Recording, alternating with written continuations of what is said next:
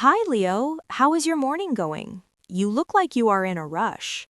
Oh, hi Mia. You caught me. I am actually getting ready to leave the house. I realized this morning that my kitchen is completely empty. No coffee, no bread, no fruit, nothing. That is the worst feeling. So, you are going grocery shopping? Or are you going to a big supermarket? I think I'll go to the big supermarket near the station. It's easier because they have everything in one place. But honestly, Mia, I don't really like it.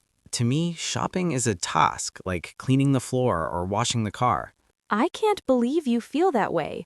For me, shopping is like a hobby. I don't see it as a chore. I love walking through the aisles, looking at new products, and seeing what's on sale. It's actually very relaxing for me. Relaxing, really? For me, it's stressful. There are too many people, the carts are always hitting each other, and I can never find the salt. I usually spend 20 minutes just looking for one item. That's because you don't have a shopping strategy, Leo. You need to know the layout of the store. Most supermarkets put the milk and bread at the very back, so you have to walk past everything else and buy more things. Wait, is that true? That explains why I always end up buying chocolate when I only went in for milk. It's a trap. Exactly. It's all about marketing. But tell me, do you make a shopping list before you go, or do you just buy what you see? I always make a list on my phone. If it's not on the list, it doesn't go in the basket. It's the only way I can save money and stay organized. If I don't have a list, I get lost and confused. What about you? Do you use a list? Sometimes, but usually my list is just a suggestion. I might write down vegetables, but then I see some beautiful strawberries and I think, oh, I need these too. And then I see a new type of cheese and I have to try it. By the time I get to the cashier, my basket is full of things that were definitely not on my list. That is exactly what I try to avoid. That's called impulse buying, Mia. Buying things suddenly without planning. It's how people spend too much money. I know, but it makes me happy. There's a term for it, retail therapy. When you feel a bit bored or sad, buying something new makes you feel better, even if it's just a new candle or a nice notebook. I understand the feeling, but I prefer window shopping for that. Just walking past the shops and looking at the displays through the glass without actually spending any money. It's free. Window shopping is fun too, especially in the winter when the shops have all the beautiful lights, but eventually I want to go inside. I like to touch the materials of the clothes, try on a jacket, and see if it fits. You can't do that through a window. That's true, and that is why I actually prefer online shopping for many things. I can sit on my sofa, drink my tea, and compare prices between 5 different websites in 2 minutes. I don't have to carry heavy bags, and the package comes right to my door. Online shopping is convenient, I agree, especially for heavy things like books or electronics.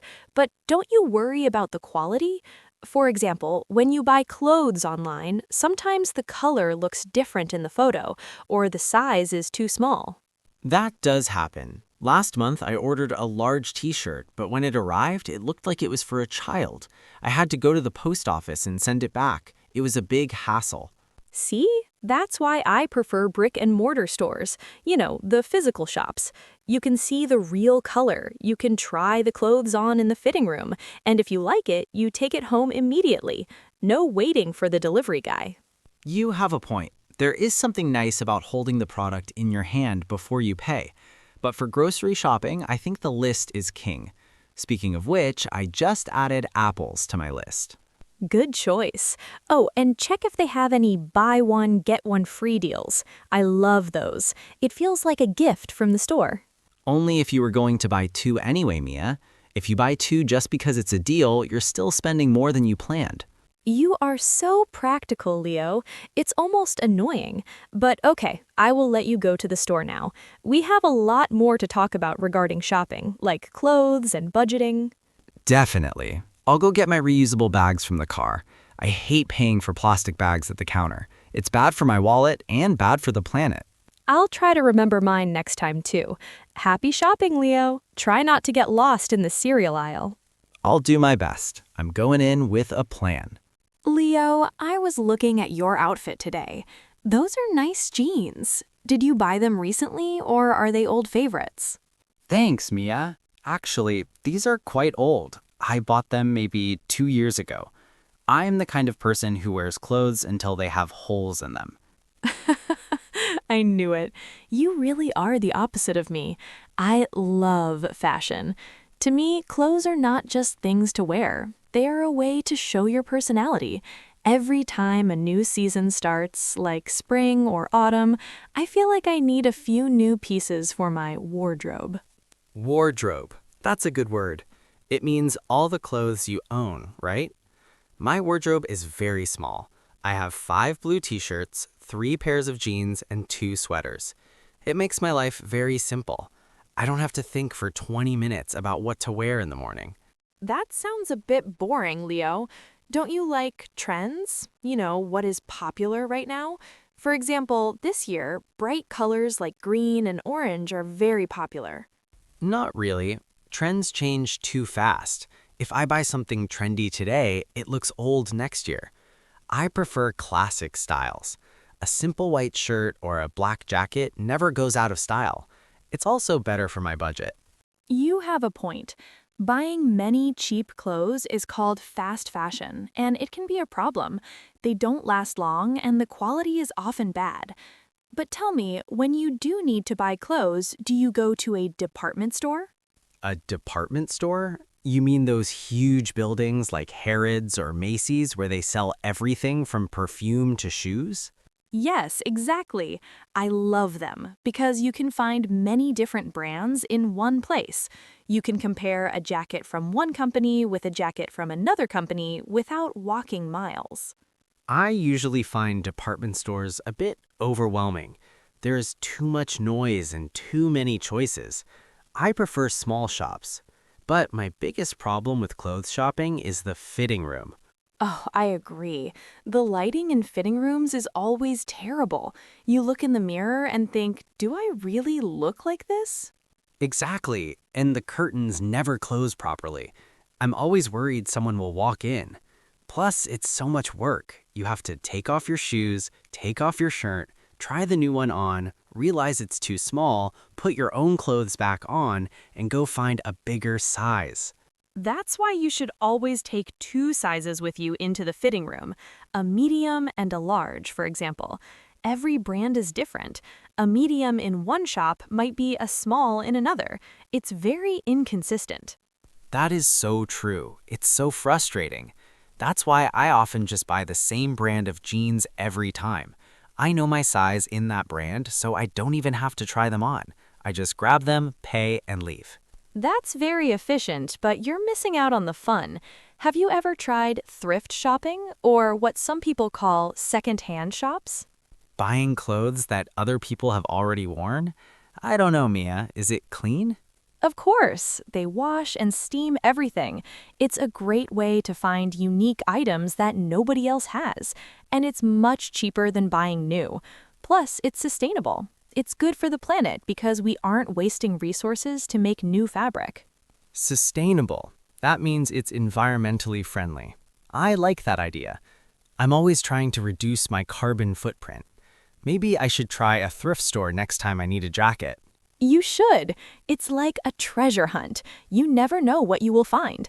Last week, I found a vintage leather bag for only $10. In a regular store, it would be over $100. $10. That is a steal. A steal is an idiom we use when something is very, very cheap, right? Exactly. It's such a good price that it feels like you're stealing it, but legally. Okay, you're starting to convince me. Maybe shopping isn't always a chore. But what about accessories like belts, hats, and watches? Do you spend a lot of time on those too? Oh, definitely. Accessories complete an outfit. A simple dress can look totally different if you add a nice necklace or a colorful scarf. I only have one watch and one belt. My belt is brown, so it matches everything I own. You are the king of simplicity, Leo. But what if you have a special occasion, like a wedding or a job interview? You can't just wear your old jeans and a blue t-shirt then, can you? No, you're right. For those days, I have one suit. I had to go to a tailor to get it adjusted. A tailor? That's very fancy. A tailor is someone who makes clothes fit your body perfectly, right? Yes, my suit trousers were too long, so the tailor shortened them. It cost a little bit extra, but it was worth it because now the suit looks much more professional. I agree. A good fit is more important than the price. Even an expensive shirt looks bad if it's too baggy or too tight. We've talked a lot about what we buy, Mia, but we haven't talked about how we pay. Do you usually use cash or a credit card? Oh, that's a big topic. I think we should talk about money and budgeting next, because my credit card is definitely feeling a bit tired after my last shopping trip. That sounds like a plan. Let's look at our wallets and talk about the financial side of shopping. Mia, you mentioned earlier that your credit card is feeling tired. That is a funny way to say you've spent too much money. But seriously, how do you usually pay when you go to the shops? Do you prefer cash or plastic? Well, these days I rarely carry cash, physical paper money and coins. It feels a bit old-fashioned. I almost always use my credit card or my phone. It's so easy to just tap the machine and walk away. It's called contactless payment, right? Yes, contactless. It is very fast, but I think it's also a bit dangerous for people like you, Mia. When you pay with cash, you can see the money leaving your hand. You feel the pain of spending. But with a phone or a card, it doesn't feel like real money until you see your bank statement at the end of the month. You are totally right. Last month, I looked at my banking app and I was shocked. I saw many small payments, $5 for coffee, $10 for a snack, $20 for a book. They all add up. By the end of the week, I had spent a lot more than I thought. That's why I prefer using a debit card. With a debit card, the money comes directly from my bank account. If I don't have the money, I can't spend it. A credit card is like borrowing money from the bank. You have to pay it back later, and sometimes they charge interest, extra money you have to pay as a fee. I try to pay my balance in full every month so I don't pay interest, but I use my credit card because I get reward points. If I spend a certain amount, I get points that I can use for airline tickets or gift cards. So in a way, the more I shop, the more points I get. That's exactly what the banks want you to think, Mia. They are very clever. But let's talk about something everyone loves, sales. We are approaching the end of the season and I see discount signs everywhere. 50% off, clearance sale, closing down sale. Does that excite you? Oh, I love a good bargain. When I see a price drop or a red tag, my heart beats faster. My favorite is BOGOF. Do you know that one? BOGOF. That sounds like a strange word. What does it mean? It's an acronym for Buy One, Get One Free. It's the best, especially for things like shampoo or pasta. You pay for one, and the shop gives you a second one for no extra cost. It feels like winning a prize. I agree. For groceries, it is good. But shops often use sales to get rid of things that nobody wants. Sometimes they raise the price 1 week before the sale and then lower it during the sale. So the discount isn't actually real. You have to be a savvy shopper. Savvy shopper. I like that. It means someone who is smart and clever about how they spend money. I try to be savvy by using coupons. Do you use them? Not really. I find it too much work to cut them out of newspapers or find them online. But I do have a loyalty card for my local supermarket. Every time I buy groceries, I get a few cents back. After 6 months, I usually have enough for a free box of chocolates. Every little bit helps. But Leo, what happens if you buy something and then you change your mind? Or what if it's defective? It doesn't work. That is very important. You must always ask for a receipt. A receipt is that small piece of paper that proves you bought the item. Without a receipt, most shops will not help you. Exactly. If I buy a dress and I take it home and realize there is a hole in it, I take it back to the store. I usually ask for a refund. A refund is when they give you your money back. Some shops are strict. They might not give you a refund, but they might offer an exchange. That means you can pick a different item of the same value. Or they might give you store credit, a voucher you can use later in that same shop. I prefer a refund, but store credit is okay if I like the shop. But wait, what about Black Friday? That's the biggest shopping day of the year. People wait in line for hours to buy TVs and laptops at huge discounts. Would you do that? Never. I hate crowds. I see videos of people fighting over a toaster, and I think, is it really worth it? I prefer to stay home and look for deals on Cyber Monday. That's the Monday after Black Friday, and it's focused on online shopping. I did that last year. I bought my new headphones for half price. It felt great, but you have to be careful about shipping costs. Sometimes the item is cheap, but the delivery fee is so high that the total price is the same as the local shop. Very true. You always have to check the grand total before you click buy. Anyway, Mia, all this talk about money is making me want to check my bank account. I need to make sure I still have enough for my dinner. Me too. I think I need to create a budget for next month, a plan for how much I will spend on essentials like rent and food, and how much I can spend on fun things like clothes and movies. That is a very mature idea, Mia. Maybe we can talk about our favorite places to shop next. Not just big malls, but maybe local markets or boutiques. I'd love that. I have some great stories about a local farmer's market I visited last weekend.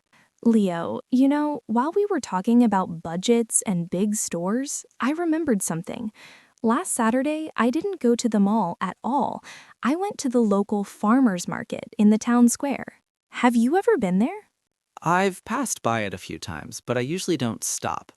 I always thought it was mainly for tourists or people who have a lot of time to walk around. Isn't it a bit slow compared to a supermarket? It is slower, but that's the beauty of it. The atmosphere is completely different. In a supermarket, everything is quiet and everyone is in a hurry. But at the market, you hear the vendors, the people selling things, shouting about their fresh tomatoes or sweet apples. It feels alive. I can imagine that. But what about the convenience? In a mall, you have air conditioning, you have a food court if you get hungry, and you can park your car easily. At a local market, you might have to walk in the rain or stand in the sun. That's true, but the quality of the produce, the fruits and vegetables, is so much better. They are locally grown, meaning they come from farms nearby. They don't travel in trucks for days. When you buy a peach at the market, it actually smells like a peach. Okay, you went on the food quality. I do like fresh food. But I've noticed that sometimes these small boutiques or market stalls don't have fixed prices. Do you have to haggle there? Haggle, that's a great word. It means to bargain or negotiate the price with the seller. In big department stores, the price on the tag is the price you pay. You can't ask the cashier for a discount, but at a traditional market, especially in different countries, haggling is part of the culture. I'm terrible at haggling, Mia. I feel embarrassed. If someone says the price is $10, I just pay $10. I feel bad asking for a lower price. Let's laugh. You shouldn't feel bad. It's like a game. The seller expects you to ask for a better deal. You say, "How about $8?" And they say, $9. And then you agree on a price in the middle. It's a way of talking to people. I think I'll stick to the price tags for now, but I do like the idea of unique items. My sister loves handmade jewelry and crafts. You can't find those in a big mall, can you? Exactly. That's why I love boutiques. A boutique is a small shop that usually sells very specific things, like vintage hats or handmade soaps. The owner is often the person standing behind the counter. They know everything about their products. That is a personal touch. In a huge store, the employees are often tired and they don't really care if you buy the blue shirt or the red shirt. But in a small boutique, the owner wants to help you find exactly what you need. Yes, and they often give you gift wrapping for free. It feels more special. I think shopping at local businesses is important because the money stays in the community. It helps your neighbors instead of a big corporation. I agree with that. It's a more ethical way to shop.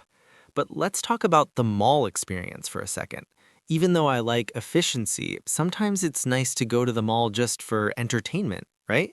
Oh, definitely. Sometimes I go to the mall and I don't even buy anything. I go to see a movie at the cinema, or I meet friends at the food court for a quick taco or a burger. It's a social place.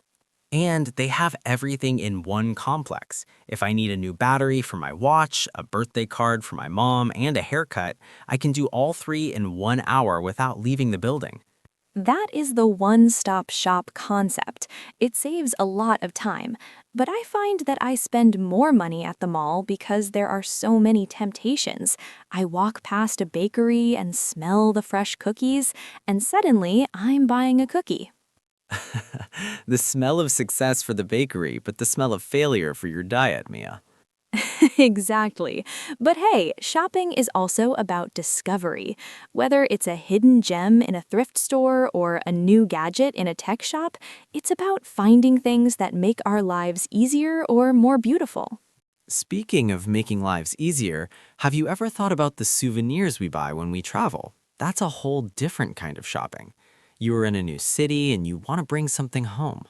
Oh, I have a whole shelf of souvenirs, magnets, postcards, little statues. I love souvenir shopping. It's a way to keep the memories of the trip alive. I usually just buy a t-shirt. It's practical and I can wear it. But I always worry about tourist traps, shops that sell cheap things for very high prices because they know tourists don't know the real value. You have to be careful. Always walk a few streets away from the main tourist attractions. The prices usually drop significantly if you go where the locals shop. That is a pro tip, Mia. Pro as in professional. I've had a lot of practice. But you know what? All this talking about markets and malls has made me realize how much we depend on services too. Shopping isn't just about products, it's also about things like customer service. That's a very important point. A bad sales assistant can ruin your whole shopping trip, even if the store is beautiful. Let's talk about our best and worst shopping experiences next. I have a story about a very rude clerk that I'll never forget. Oh, I want to hear that. And I have a story about a superstar waiter who helped me find my lost shopping bag. You were about to tell me a story, Leo, about a rude clerk? I'm curious now. What happened? Oh, it was a few months ago. I went to a tech store to buy a new charger for my laptop. I walked in and there were three sales assistants standing near the counter. They were just talking to each other and laughing. I stood there for 5 minutes, but nobody looked at me. It felt like I was invisible. That is so unprofessional. Did you say something to them? I did. I said, "Excuse me, can someone help me find a charger?" One of the guys didn't even look up from his phone. He just pointed to the back of the store and said, "Aisle 4." When I went to aisle 4, the charger I needed wasn't there. I went back to ask him again, and he sighed. You know, that loud sound people make when they're annoyed, and said, "If it's not there, we don't have it." Wow, that is terrible customer service. If I were you, I would have asked to speak to the manager. A manager is the boss of the store, and they usually want to know if their staff is being disrespectful. I thought about it, but I just decided to leave. I went to a different shop down the street. The experience there was the total opposite. As soon as I walked in, a woman greeted me with a big smile.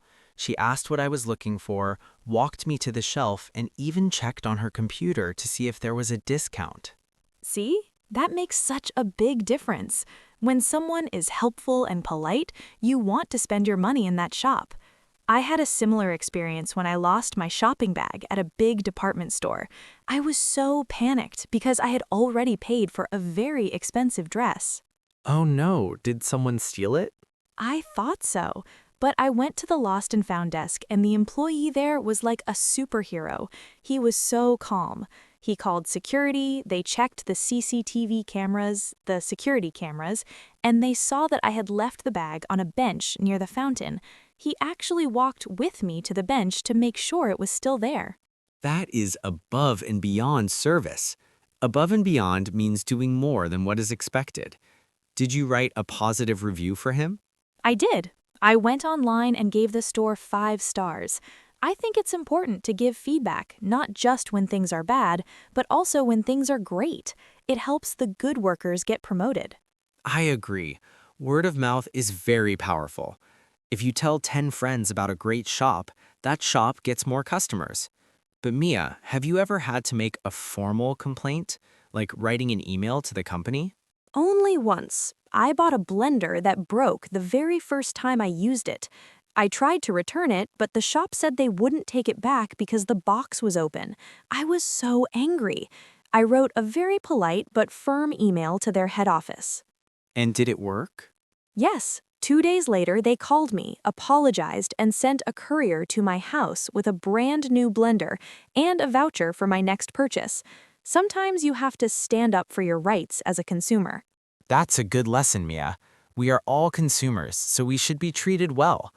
But looking at how much has changed, I wonder, what will shopping look like in the future? Do you think physical stores will even exist in 20 years?